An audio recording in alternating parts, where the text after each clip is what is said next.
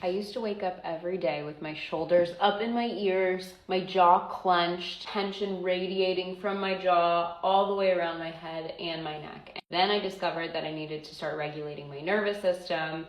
If you are new here, that is all I talk about on my page. I take 2 things every single day that have been really helpful in supporting my healing journey. So I'm going to tell you what they are, and I'm going to explain why they work, okay?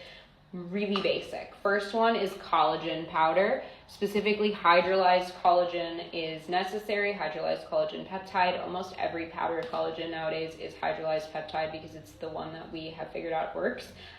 This one is Madison brand. I got this in the Netherlands because that's where I'm currently located. I linked a complete equivalent on my Amazon storefront, and I did actually a good amount of research to make sure that everything was the same. So you are welcome. So why does this work?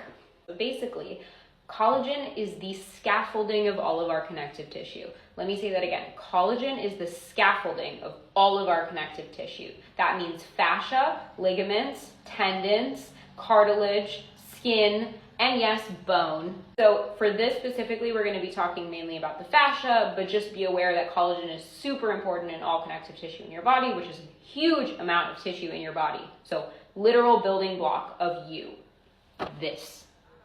Fascia has 250 million nerve endings. In your fascia, you have 250 million nerve endings. Isn't that so cool? That means that it's one of the most innervated sensory organs in the whole entire body, okay? And as such, we have a bunch of mechanoreceptors, receptors that basically sense movement, okay? Pressure and movement. These mechanoreceptors specifically mainly sense stretch, okay? What do? They help with our proprioception, right? We talked about proprioception in other videos as well. It's basically our body's sixth sense, the ability to understand where we are in space and what forces are acting on us and position ourselves accordingly, okay? So it basically sends information to our brain about what is happening mechanically in the body, where the structures are in space, and what forces are acting on them, okay? And that's super important because then the brain responds with a change in muscle tone, aka contracting or relaxing different muscles.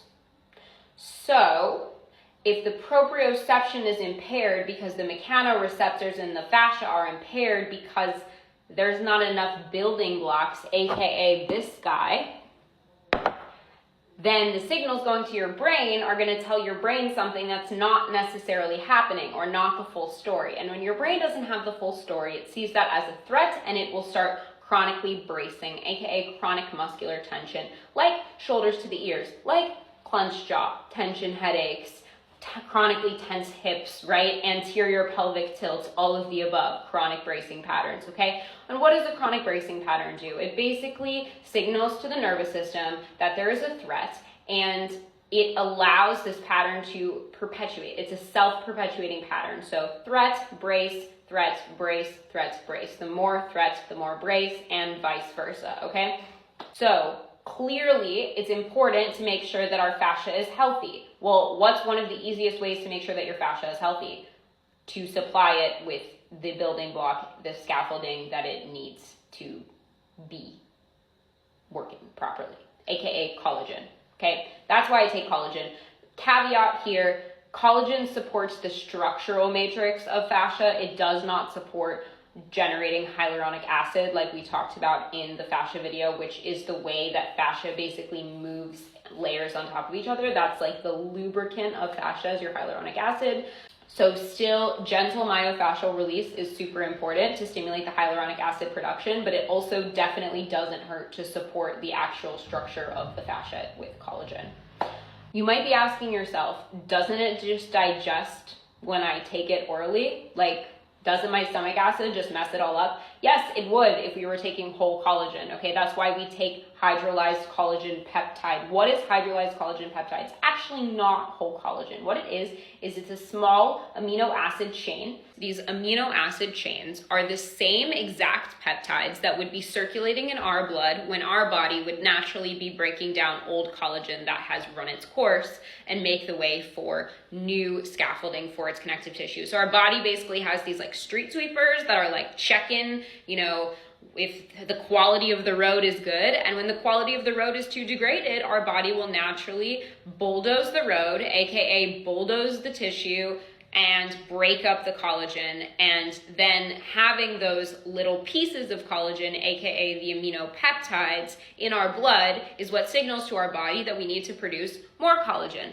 So what does taking these peptides do? Taking these peptides basically bypasses the digestive process so that we're not digesting it and it's not just used for absolutely anything and everything. We basically trick our body into generating new collagen on its own. Does that make sense? What else do I take to support my nervous system during my healing journey? This bad boy right here, magnesium glycinate. This says magnesium bisglycinate because I am in the Netherlands and that's what they have here, but it's basically the same thing, and I've linked the equivalent version on my Amazon storefront. Okay, so how does it work? Magnesium is a calcium agonist. What does that mean? So without magnesium, calcium will basically cause muscle contraction, right? What happens? There's a signal that comes from the nervous system through a motor neuron. It opens these channels, calcium floods in, and it causes this neurotransmitter to release into the synapse called acetylcholine, okay? And acetylcholine, through a mechanism of its own that we can get into in a separate video, basically causes downstream muscle contraction, okay? When magnesium is present, magnesium is competing with calcium for that same spot, okay? So there are less calciums that get their seat and get to release acetylcholine because magnesium is like, I want that spot and I'm gonna get it and I'm gonna fight you for it, okay? Magnesium gets the spot, what happens? Nothing. Acetylcholine doesn't get released. Muscle contraction doesn't happen. So muscle tension caused by constant muscle contraction can be very much helped by magnesium, which basically chemically interrupts the nervous signaling to get your muscles to contract, okay? Now, what else does it do? It blocks the main excitatory receptor for your nervous system. It's called the NMDA receptor. It's the main receptor for glutamate, which is an excitatory molecule. So basically that means less overall nervous system activity, which is why it's easier to fall asleep and easier to relax. It is also the main cofactor for the enzyme that turns serotonin into melatonin. What is a cofactor? It's basically a thing that an enzyme needs to function. So if the enzyme doesn't have magnesium, you're not getting melatonin from serotonin. Kind of important for sleep, don't you think? Okay, why glycinate? Okay, glycinate in and of itself is an inhibitory neurotransmitter, okay? So it reduces the excitability of motor neurons, aka reducing muscle contraction. And in and of itself, it lowers the core body temperature, which is a chemical signal to our brain, a temperature signal to our brain, that sleep is happening and sleep should be coming soon. So that's why magnesium glycinate specifically is the form of magnesium that's highly recommended for sleep and for relaxation. I hope that helps, and I have everything linked again on my Amazon storefront. If y'all have any questions, feel free to put them in the comments. Sending so much love. Bye!